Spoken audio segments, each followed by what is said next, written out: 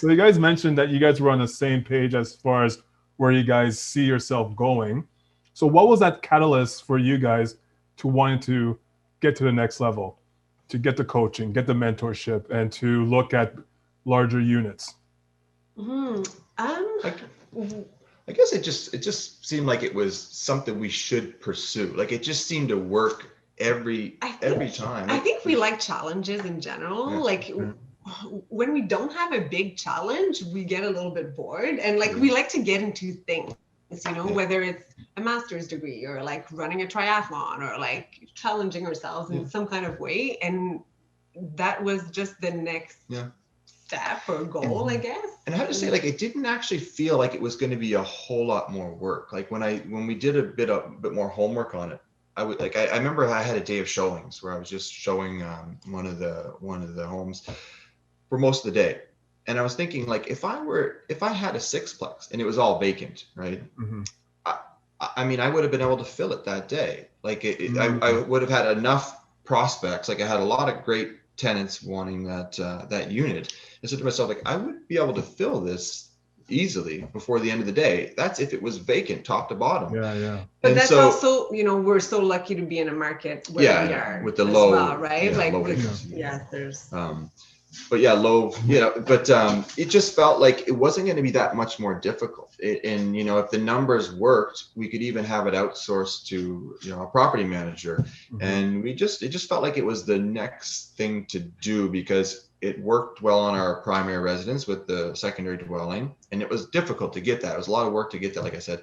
And then it worked with our property east of Ottawa in Orleans, and it worked in the west of Ottawa with our property in Armpire, and we just said, like, my goodness, like this next deal, like the funds will be in order because we've got multiple streams Like and it developing snowballs, appreciation. the first Yeah, property is so difficult yeah, and so Mm-hmm. stressful, and then yeah, after that it's still yeah, difficult, but it's not so bad, and yeah, then we feel like it's always like a little bit easier, and we yeah. form relationships too, with the mortgage broker That's right. and a lawyer, and Mm-hmm. we feel like we're really building a team, Mm-hmm. so like we're entering, like we have more of a system. We're still working on our system, but we feel like we have more of a system, so that Yeah. makes things easier. Yeah, it's a good point you brought up. Like, yeah, over time, develop relationships with different agents, and they know when you're serious.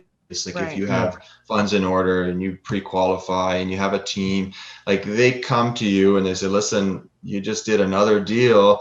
Like, you give me the A-OK. If I have something come on my radar, I'll shoot it off to you." Mm-hmm. It starts to come your way. It just felt like it was worth pursuing. It was worth leveling up. Okay. Okay. Um, a lot of times that we talk to other people or other couples about real estate investing, I think one thing that comes up a lot is a time factor, right? Two people working full-time jobs, and some of them have kids, and they're like, well, how do you even find the time to do this? So if you guys don't mind, I'd like you to speak to the fact that, like, how are you able to manage pretty much everything? Esther, you're a French teacher. Matthew, you're a social worker. You guys have two young kids, and you guys are scaling like crazy. I'm still looking for properties, still doing discovery calls. So what does that look like on a daily basis for you guys? Um, it looks like We have no idea how we do it. Yeah, sometimes I feel like we create time out of Yeah. thin air. I don't even know. Like, we don't watch TV whatsoever. Yeah. We not only do we like we don't have cable, but also Yeah. we haven't been watching Netflix in Yeah. months now. Like, Mm-hmm. I don't know. I can't remember the Yeah. last time. Like, So that's a big factor. like I'm fortunate with the schedule. Like in healthcare, like at the hospital, we do 12-hour shifts, right? So with that comes some days off during the week when our son, he's in school and our daughter's in daycare. I'll have a day to myself when I'm not folding clothes, getting groceries. I can fit in time for real estate, right? And same thing, once the kids go down, it's game on, right? It's really when the kids go down Yeah. that's when it happens, once we, clean the house and everything, then he works until 9 p.m. most of the time. So I often will analyze deals, or I can't really call agents, that late, but I'll run numbers and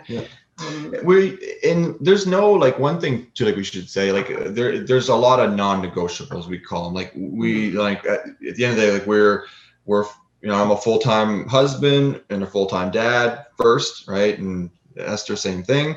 Like we, there's no taking away from that time. When it's time to be a dad, that's it, right? When we're having meals, there's never like any technology. When we're with our kids, we try to be really present and be either playing with them or reading a story or whatever, or just hanging out with them, because that's what we like to do. And that's what we're doing this for, to have more flexibility, to be with them more. So it would be really contradictory to, take that time away from them to build a real estate thing. So it's really something we do when the kids are in bed. And between 7:30ish and like 11, it's that's a part-time shift just on its own. And then on my days off, like I'll put in time. But anytime there's a gap, but we drop the TV. I try to do the miracle morning thing, and I did it a couple times, but it's hard.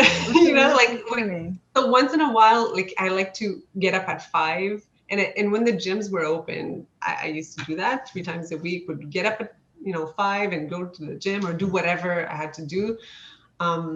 But now I just feel so tired. I want to sleep until 6. I want to sleep in. Sleep in at 6. Yeah. I know. Crazy. Well, you get ready because it's. I bet. All that we're hearing is like we're gonna lose our sleep. That's the thing too, though. With kids, they wake up at 6 no matter what, like no matter what, they're up at 6, whether it's Saturday or Sunday or whatever. So we feel like we do so much. We're used to getting up at 6 no matter what. You make so much out of your day when you wake up early. Like, when it's noon, we've done so much already, Yeah, right. Like it. But it's not always easy. We have to have a very structured, life. Like when we're at work, When, it's time to parent, we're parenting. And like at morning, like, if your personal time, usually like if you're going to have it, it's going to have to be before work or before the kids get up. Right? Like I usually start off like I'll get up. My morning is basically get up, walk the dog, get back. I do a quick little meditation. I read the news in English and then in French. I do a short yoga, and that brings me up to about 4:30 or 5. And then from there. No, stop it. No. Our day starts. I've never done that. No, he's never done that. I've never done that. He does walk the dog though. I walk the dog. But the day starts at 6. I was just like, what? No. Never done that. But no, we just, try to make the time, and we also enjoy it. Like I personally have that guilty pleasure of, I love to look for deals and I love to, run numbers. So it's almost a leisure at the same time, it doesn't feel like work that much. Yeah. And I think a big thing is, I have a hard time with this word, but compartmentalization. Well done. You know what I mean? Where, as Matt said, if I'm at work, I'm doing corrections, I'm planning, I'm using my time for this, and then for this block, that's what we do. And when we could have a babysitter, we would plan time for date nights and things like that. Now it's a little bit harder with COVID. We can't really have, babysitters can't at have night, dates anymore. and we don't have dates, but it's okay. We go for walks. Yeah, I know that's pretty much the extent of date night or date day or whatever you want to call it. Like going for walks. And today, Leonard was saying that, you want to go downtown and look at the for lease signs or for rent signs or for sale signs. Like there's nothing going on downtown. Exactly. Nothing. One thing that we should mention, though, that really changed our life, and I never thought I would say that, but we hired a cleaning person to help us out. And I used to like never think I would ever have that, and almost judge people who did, because I felt like it was a little bit, you know, snob or anything or something. But it really freed up a ton of time. And you know, she only comes once every second week, but just to give us that reset button, and then we can like survive until you know, she comes back again. That was a really big game changer. And I was kind of close to it for the first little bit, but because it's kind of something that's pretty foreign. Like I never had that growing up, and I didn't know anybody that had that either.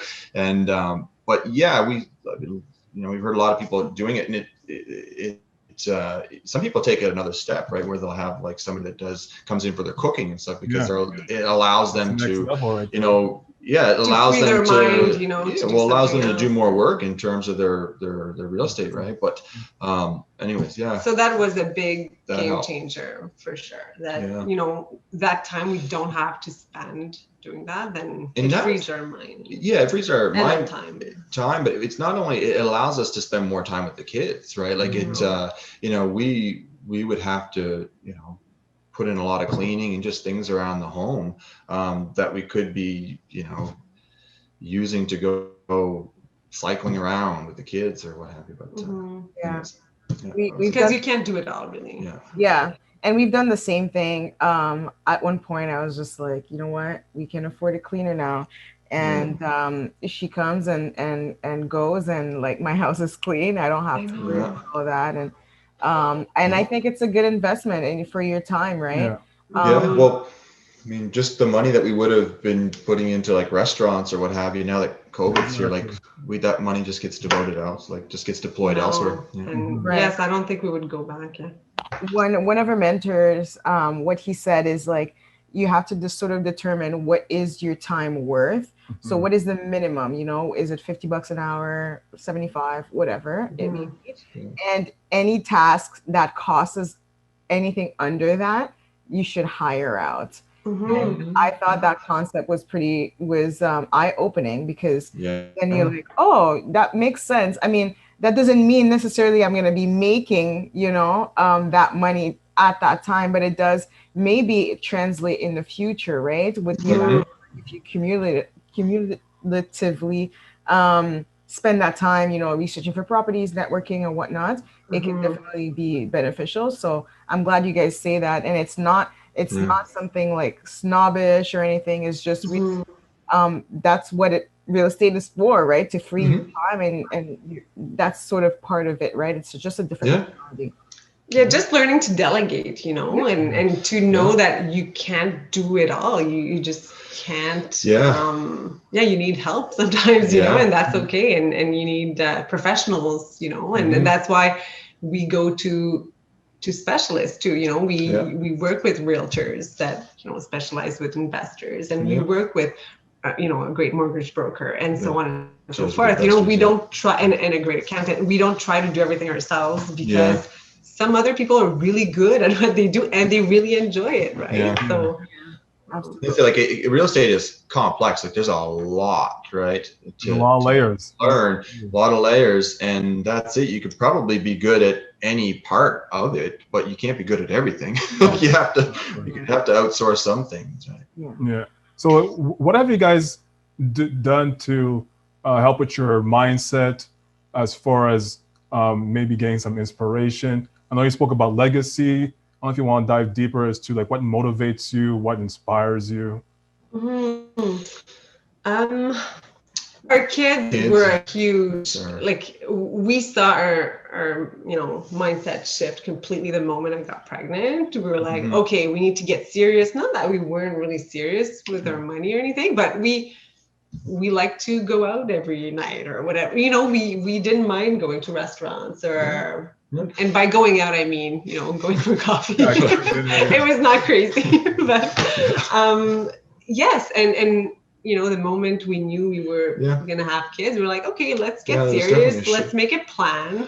And we want to, you know, leave them something. We'd like to travel with them and, you know, just have it's the options. Like we actually don't need a lot to be happy. Like to be honest, we don't need nice I don't need a nice car. Like we don't need a bigger home than this. We still have the one car. Yeah, like we don't need a lot to be happy. Like I need my buddies, my kids, just things like that. But what real estate does for us is it gives us options, because who knows what the future is going to be like, right? And it'll definitely give our kids options. So that's where that's why we continue to pursue real estate. And I mean, it all started the moment the doctor said it's a boy, right? Yeah. That would be and then when our daughter came along, it just went to the next level. The next level motivation. And it's so nice to see, because sometimes I'll have masterminds or we'll have masterminds, and the other night Matt was working and I was with my kids, but my daughter would not want to go to bed, and she wanted to just be there in the mastermind, and she would like nod, and she's 3 years old, and she was totally listening to everybody and just loving every minute of it, and they like to be involved. We ask them to help us clean the new houses and do the work, and they get excited about that. Yeah, that's pretty cool. One last question that I want to ask is you know what, I had the last question in my mind, and it's we will not be editing that part. That's okay. It just came back to me. So you guys although you guys have scaled in the past few years, you're not far from that beginning, right? 2015, 6 years ago. So I think when we're newer investors, it's easier to relate to those ones that haven't bought anything and they're still contemplating real estate and wondering how to start. So what is one tip that you could give to a newer investor who's looking to start, but they're not really sure how? What is one thing you would say to them? Want to take it or? My big thing is, if you can, and if you haven't bought a home yet, or you're about to buy a house, definitely consider house hacking, renting a part of your house, because it's such a stress-free way to start, because you don't really put anything on the line or anything, but then it gives you that confidence of practicing being a landlord, practicing managing a property and everything, whether it's short-term rental or long-term, or even if it's just a room in your house, just starting small, and then build from there. I think that was very powerful for us. Yeah, like I mean that's what worked for us, right? I think also there's certainly something to be said, like do your homework, like learn a little bit about what you're getting into, but not too much. Like at one point or another, you do have to take that leap of faith, right? And you have to almost talk back to that anxiety, right? Where you have to say to yourself, listen, yes, I'm making a decision. Yes, there is some risk involved with it, but not making a decision is also risky, right? To stay in the same situation is very risky, right? So if you get a property that, like Esther said earlier, like it has good bones, a good roof, good furnace, windows are in order, like, and it's mainly just cosmetic, like that's probably a good buy, right? Like where you can put a bit of work in to force some appreciation. If there's some of the home that you can rent out, whether if you don't have kids and you're comfortable renting out a room, or if there's a way to kind of convert a space in the home into a secondary dwelling, like that's a great way to go about it. But yeah, like I think, talking back to the anxiety, at one point you do have to take that leap of faith, run your numbers, learn about real estate, but then you do have to make a decision. And because there's a lot of people that just spin their wheels. It's just education. Literally years, right? And we've gone to networking events, and you see some of the same people, and you see them a year later in the exact same position. And it's not because of money. Some of them, they have the funds, and they just they're able to buy a home, and they say, you know what, I'm just going to wait for the market to take a dip because Ottawa is overpriced, and it's overpriced compared to what? Is it overpriced compared to Toronto? Is it overpriced compared to Vancouver? Is it overpriced compared to New York or London? Like it's all relative, right? Yes, exactly. And really the market, it goes, it has little dips here and there, but overall it goes up, right?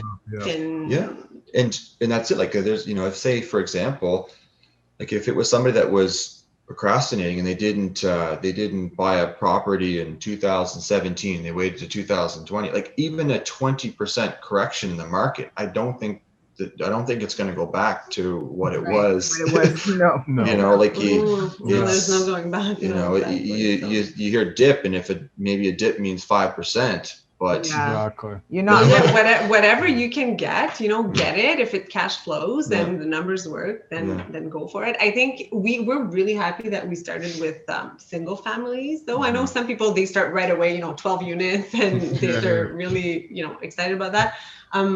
We're happy that we started with the single families because the management is so easy. You know, once you find the right tenants, we never hear anything from our tenants. They pay every single month. It's so easy, and they treat our properties like it's their own house.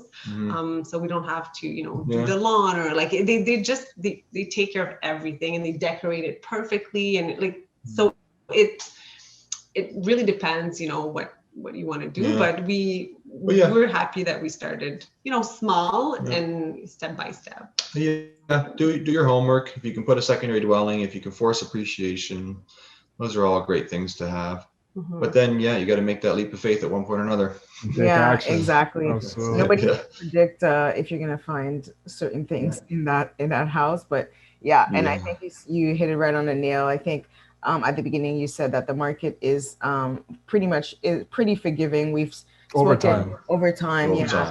We've spoken to a lot of investors who, you know, had bad tenants, leaks, you know, so many things go wrong, and they still made money, right?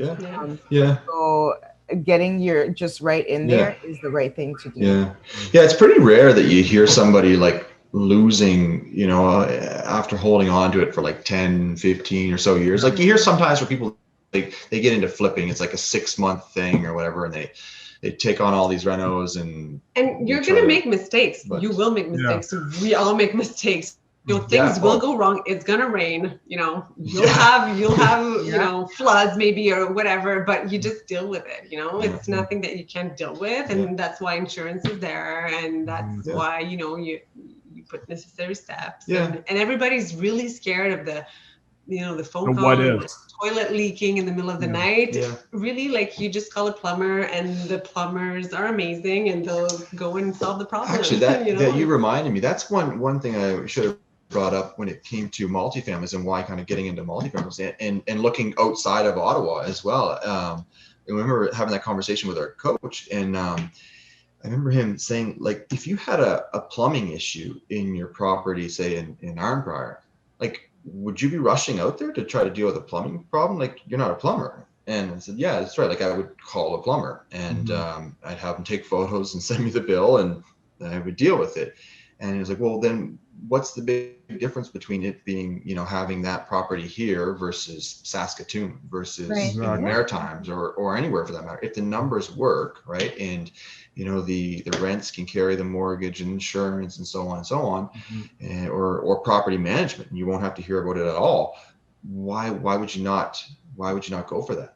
And he's absolutely right. And it made us realize, yes, that's right. We don't have to invest where we live. Absolutely.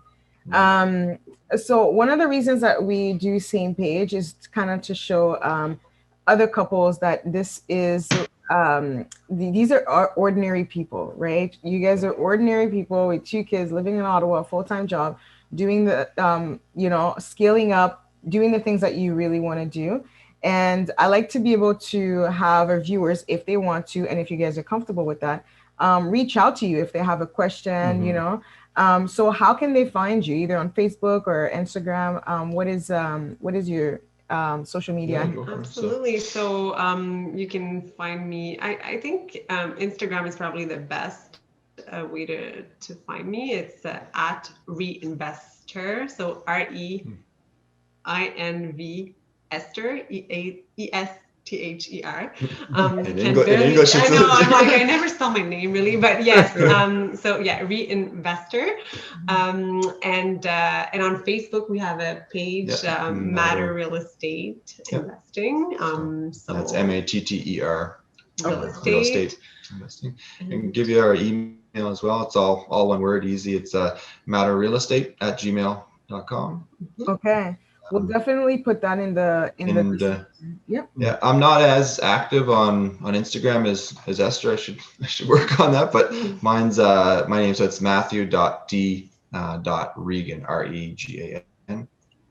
And also, I should mention that's Instagram, sorry. I should mention that once a month, I started that in February actually. And Sarah, you came. Thank you for coming last month. But I started the Real Estate Investor meetups for Ottawa. So if you're a woman and interested in real estate, and you don't have to be really advanced, you could have no properties at all, and I consider myself quite newbie as well, and we're just there. It's a community of learners, and we just want to support each other and learn from one another. So you can find it on Meetup as well. Okay, that's great. I didn't get into dive into that very much, but I'll definitely put it add it to the description, just in case somebody wants to join or whatnot, or they can reach out to you, because it is a great opportunity for women to gather and